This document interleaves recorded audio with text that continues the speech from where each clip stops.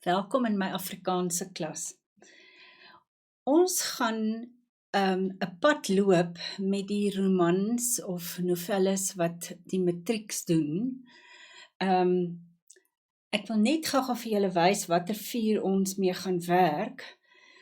Die een wat ons nou mee gaan werk, of na hierdie les mee gaan werk, is Hannah Hoekom, die ongelooflike avonture van Hannah Hoekom. Muurlanders van Esta Stein. En ek wil sommer nou al vir julle sê, ek het 'n geweldige probleem, ek kry glad nie hierdie boek in die hande nie. So ons sal later net vinnig oor die boek praat. Dan Daleen Matthee se Kringe in die Bos en Lien se Langstaan Skoene. So dit is die 4 novelles of romans waarna ons gaan kyk, minus hierdie ene. Ons gaan hom nie in detail kan doen nie, maar ons sal vir julle 'n plan gee. So waarmee ons nou gaan werk is algemene riglyne, general guidelines vir die bestudering van 'n roman of 'n novelle. So dit gaan vir jou algemene elemente gee wat in alle romans of novelles gaan voorkom. En dit is waarmee ons nou gaan werk. Hierdie les is vir graad 10 tot 12. So al 3 grade in die FET kan na hierdie les kyk en dit sal vir julle kan help. Goed. Kom ons begin by die eerste punt. Dis baie belangrik om die konteks te verstaan waar binne hierdie roman geskryf is. So the context, die detail van die storie. Want die teks word geskryf binne 'n spesifieke situasie, binne 'n spesifieke omgewing. So dis baie belangrik om dit te verstaan. As julle nou gou 'n bietjie terugdink, in graad 11 het julle die karretjie mense, die laaste graf van Ethel Fugard gedoen. Nou dit het afgespeel binne 'n spesifieke konteks. Was net na die eerste algemene verkiesing, die vrye verkiesing. Dit het afgespeel in die Karoo. So daar's baie spesifieke elemente waarna 'n mens moet kyk. Ek dink nou byvoorbeeld aan Lien se Langstaan Skoene. Lien se Langstaan Skoene speel af in die stad. En dit gaan oor hierdie gesin wat in die stad probeer oorleef. Kringe in 'n Bos is presies dit. Dit speel af in die bos naby Knysna. Hannah Hoekom begin in die stad en dan speel die grootste deel van die storie af in 'n vakansiehuis op 'n eensame berg. En dit het 'n spesifieke invloed op hoe die storie vertel word en die dinge wat kan gebeur. Goed, so hierdie goed het dan alles 'n invloed op die storie. So die invloed van die milieu is om in dit in wag, ek het nou hierdie verkeerde woord. Omgewing. Of jy kan doodgewoon praat van die plek, the place, die ruimte waar binne die storie plaasvind. Goed. Dan praat ons oor die invloed van die omstandighede.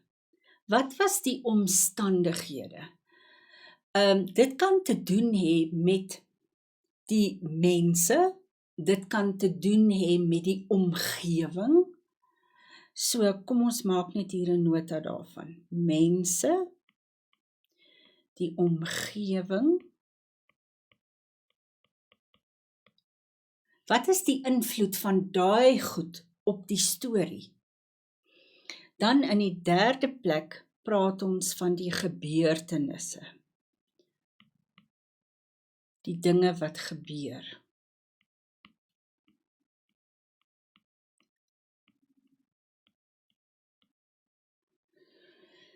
Hier is ons weer terug by die plek, die invloed van die plek.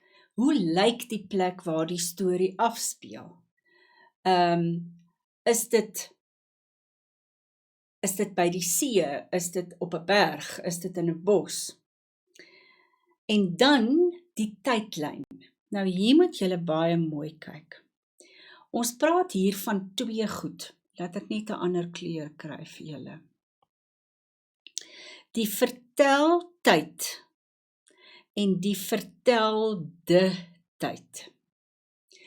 Nou, moenie deur mekaar raak nie. Die verteltyd is hoe lank dit my sal neem om die storie te vertel. Hoe lank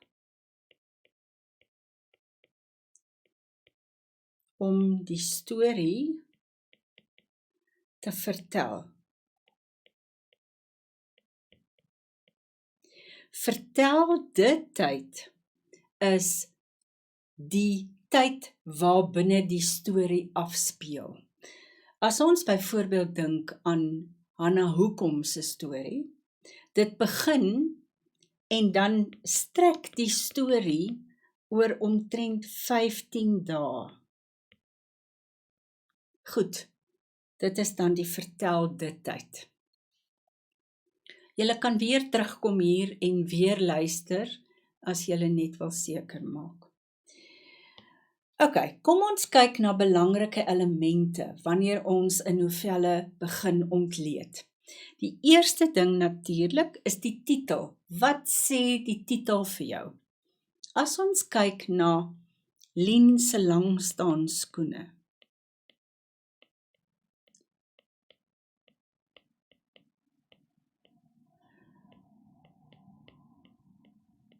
Wat vertel dit vir ons? Dit praat onmiddellik van 'n meisie met die naam van Lien. En dan, as ons kyk, Lien se skoene. Ok, so Lien se skoene gaan 'n belangrike rol speel.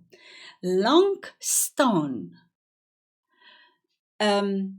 Shoes in which she stands for a long period of time. So immediately we get something from the title. Skoene, lank staan, Lien, it's going to tell us something about the title. Kom ons kyk na nog een. Die ongelooflike avonture van Hannah Hoekom. Ok, so kom ons kyk waar begin ons. Die persoon waaroor dit hier gaan is Hannah. Hierdie staan in die plek van haar van, maar dis nie regtig 'n van nie. Hannah Hoekom. So, dit moet jou onmiddellik laat dink, hoekom sal hulle iemand Hannah Hoekom noem? Miskien is dit omdat sy so baie gevra het hoekom, of baie nuuskierig was. Ongelooflike, amazing adventures, ongelooflike avonture. So onmiddellik verklap die titel iets van die storie. So jy moet 'n bietjie mooi dink oor wat sê die titel. Wat sê die titel vir my? Wat verklap? What is the title hinting at? Goed. Dan die volgende element, ons is daarmee besig, is die verteller. Want hier is dit baie belangrik om te verstaan, is dit 'n ek-persoon? Is dit 'n eerste persoons verteller? Is dit 'n derde persoons verteller? Want hierdie twee tipes vertellers, soos wat julle weet, het dan 'n ander invalshoek. Die ek-verteller is die persoon self, wat deel is van die storie, wat vertel. So jy sal woorde kry soos ek, ons, my storie, ons storie. Die ek-verteller kan net weet wat sy of hy weet. Sy weet wat in haar kop aangaan, wat in haar hart aangaan, maar sy weet nie wat in ander mense se harte of koppe aangaan nie, tensy hulle dit kommunikeer en sê.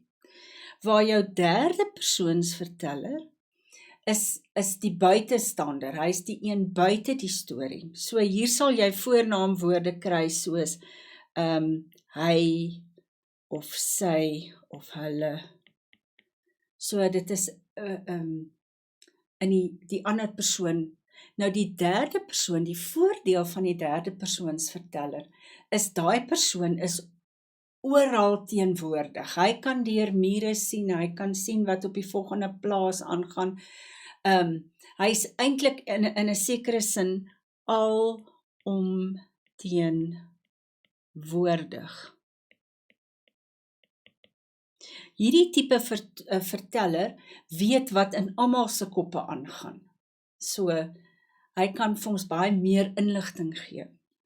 Nou, jy noem die persoon wat die storie vertel, die eerste persoon of die derde persoon, die fokalisator. Dis die persoon waarop die storie dan, wat die fokus is. Maar dit is nou nie iets om julle koppe oor te breek nie, dis maar net volledigheidshalwe. Goed, ons gaan aan met die elemente. Natuurlik is ons karakters belangrik, waarvan ons hoofkarakter die belangrikste persoon is. Hy word gewoonlik genoem die protagonis. En die droom van elke skrywer is om sy hoofkarakter te laat ontwikkel as 'n mens. Met ander woorde, as die storie begin, is die hoofkarakter 'n spoiled brat. En dan hoop of die skrywer skryf die storie so, dat daar ontwikkeling plaasvind en dat aan die einde van die persoon, van die verhaal, die persoon nie meer 'n spoiled brat is nie, maar nou iemand is wat die nood van ander mense raak sien, of wat die geval ook al mag wees. So ontwikkeling, development van die persoon se persona is belangrik. Dan het ons neuwekarakters. Nou gewoonlik speel die neuwekarakters in op die hoofkarakter en hulle dra 9 uit die 10 keer by tot die ontwikkeling van die hoofkarakter. Karakterisering, baie belangrik, ons het ook al 'n les daaroor gehad. Karakterisering kan 'n mens waarneem uit aksies, wat doen die persoon, wat dink die persoon, wat sê die persoon, wat sê die ander karakters van die persoon, hoe reageer hy op mense of op omstandighede. So daar's 'n hele klomp goed wat kan maak dat die karakter homself uitbeeld. Goed, so aksies, wat mense dink, of wat die karakter dink, wat die karakter sê, en dan natuurlik ook die wisselwerking tussen wat die ander karakters dink of sê of doen. Goed, kom ons gaan aan. Die volgende belangrike element is die intrige. Hier's 'n woord wat julle moet ken, die verhaalgebeure. Hoe die verhaal gebeur, hoe die gebeure ontwikkel, hoe dit uitspeel. Kom ons skryf daai woord vir julle neer. Hoe die gebeure uitspeel. Goed, en ons praat hiervan as 'n verhaalplan. Baie keer sal 'n skrywer vir jou sê, hy werk met 'n baie spesifieke plan van dit is wat gebeur en dis waar hy wil uitkom en dan kleur hy dit in, of hoe ook al die skrywer se proses werk. Nie elke skrywer skryf op dieselfde manier nie. Daar kan verwikkelde situasies wees. Jy weet, daar's 'n fliek wat sê it's complicated. Dis presies wat dit nou beteken. Goed is gekompliseer, dit is in mekaar geweef. Die een ding het 'n effek op die ander. So die intrige is baie belangrik, want dit is ook daai oploop na die klimaks toe. 'n Volgende belangrike element is konflik. Nou goed, ons het al so baie gepraat oor konflik. Kom ons vat net gou weer saam. Daar's uiterlike konflik, goed wat twee mense wat met mekaar beklei, of 'n mens wat beklei teen die natuur, dit wat in die natuur elemente gebeur, dit kan 'n ongeluk wees, wat ook al die geval, iets wat jy kan sien, konflik wat jy kan sien, en dan is daar nou natuurlik die innerlike konflik, the inner turmoil.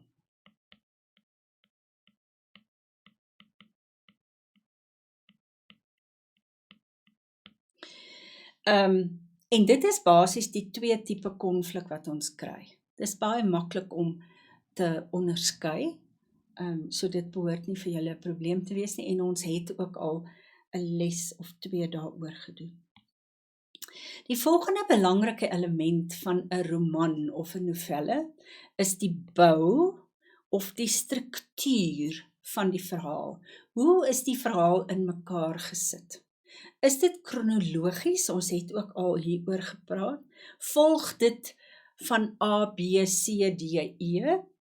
Of is dit akronologies? Is daar terugflitse?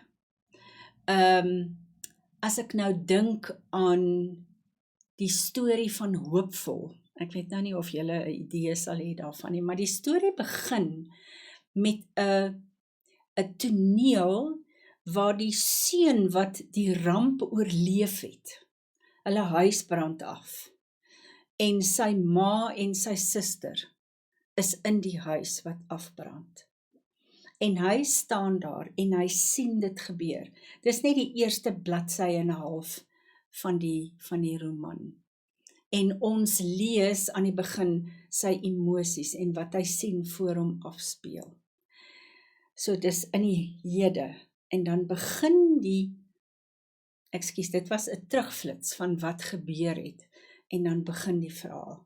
So die skrywer kan baie interessant met hierdie vooruitskouings of terugflitse werk om die storie interessant te hou. En baie keer gebruik hulle dit om die spanning te laat opbou.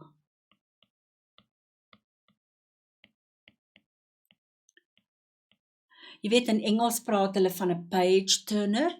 Jy kan net nie die boek neersit nie, want jy wil net weet wat is die volgende ding wat gebeur. Goed. Belangrike elemente van die roman of die drama is natuurlik die stemming van die storie. Of die atmosfeer wat geskep word. Nou, ek het hier probeer met emoji gesiggies. Is dit 'n hartseer storie? Is daar elemente van geweldige hartseer? Is hulle kwaad? Is hulle gemaklik en verlief, en is dit 'n romanse? Voel hulle goed oor iets of voel hulle sleg oor iets? So dit is die elemente, die atmosfeer en die stemming wat jy moet kan onderskei. En natuurlik kan dit verander van hoofstuk na hoofstuk na hoofstuk. Maar oor die algemeen, wat is die algemene atmosfeer van die storie? 'n ander belangrike element is die ironiese kinkels, the ironic twists van wat in die storie voorkom. Nou kom ons kyk net gou-gou, wat beteken ironie? Dit beteken jy sê iets, maar jy bedoel die teenoorgestelde. 'n baie cru voorbeeld sal wees, die onderwyser stap in die klas in en sy gee die toetse terug en sy sê, joh, julle is darm almal 'n klomp Einsteins, maar dan bedoel sy eintlik, hulle het nie so goed gedoen nie. Goed, so kom ons kyk, hier is Neelsie, 'n voorbeeld van Neelsie. Neelsie sê, Ek het gister besluit, ek gaan hierdie jaar hard werk. I decided yesterday, I'm going to work very, very hard this year. Hier is meester. Meester kan jy sien is kwaad. Nou, hoekom is jou huiswerk dan nie vandag gedoen nie? Why isn't your homework done today? And then Yossi replies and he says, ek het nie bedoel ek gaan so hard werk nie. I didn't mean that I was going to work that hard. So, kom ons kyk. Nou, hier is verskillende voorbeelde van ironie. Dit is geskryf in Nederlands. So, ek gaan probeer om dit vir julle so goed as moontlik te verklaar. Hierdie bestuurder het so swak bestuur of so vinnig bestuur dat hy met sy motor om die draai gekom het en op die kar se dak beland het. So hy het 'n ongeluk gemaak. It was an accident.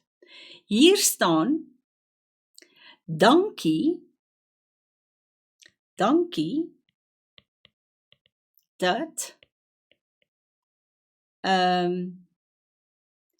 dat u versigtig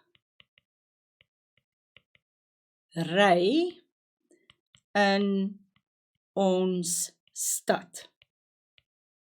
So die ironie lê daarin, hier bedank hulle die mense dat hulle versigtig sal ry, en hier lê die ou op sy kar se dak, want hy het onverskillig gery.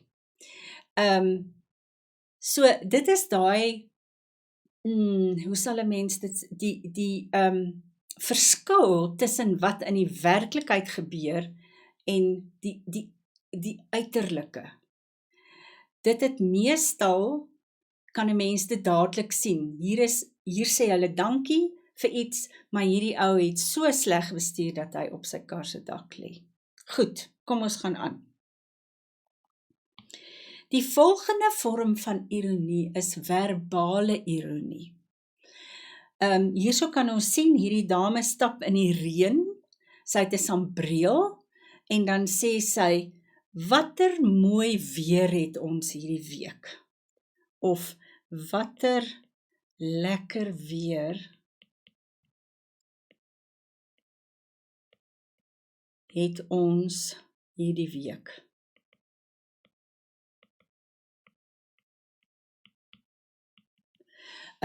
So she's walking in the rain with an umbrella and she says, what lovely weather do we have this week?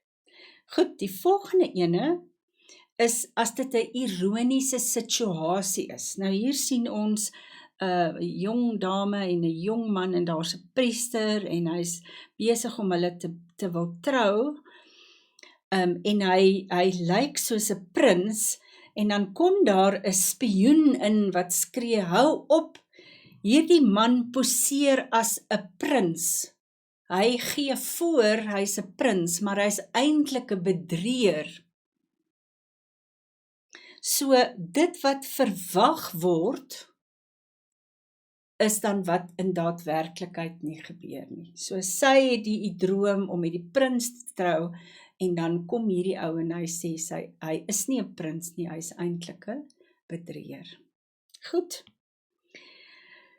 Dramatiese ironie, dit is wanneer die publiek of die gehoor of die leser weet van iets wat gebeur, maar die persoon, die karakter op die verhoog of die karakter in die boek weet dit nie. So, natuurlik, in hierdie situasie kan ons sien die gehoor sit daar en hulle sê vir haar, moenie boontoe gaan nie.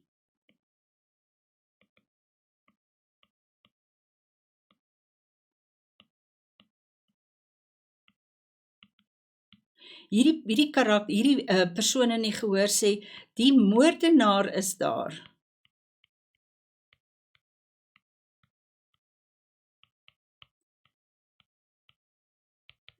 Die karakter weet dit nie, dat die moordenaar in die kamer bo vir haar wag nie.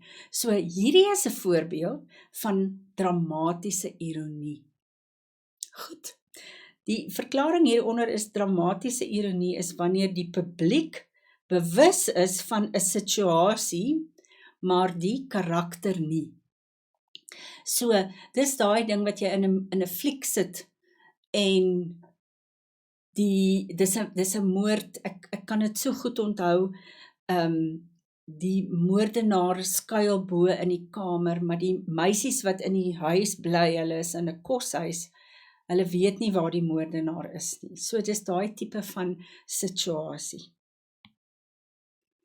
Volgende belangrike element van 'n roman of 'n novelle is natuurlik die tema. Ons kan ook praat van 'n boodskap of ons praat van 'n lewensles. Wat is dit wat die skrywer wil oordra? Watter les kan ek uit die verhaal leer? Hoe kan dit my help in my lewe? Dis basies waarop dit neerkom. So sentrale gedagtes. Waaroor gaan die storie? As ons nou dink aan 'n storie soos Hannah Hoekom, dit gaan oor, daar's baie goed waaroor dit gaan, maar een van die temas wat dit aanspreek, is die kompleksiteit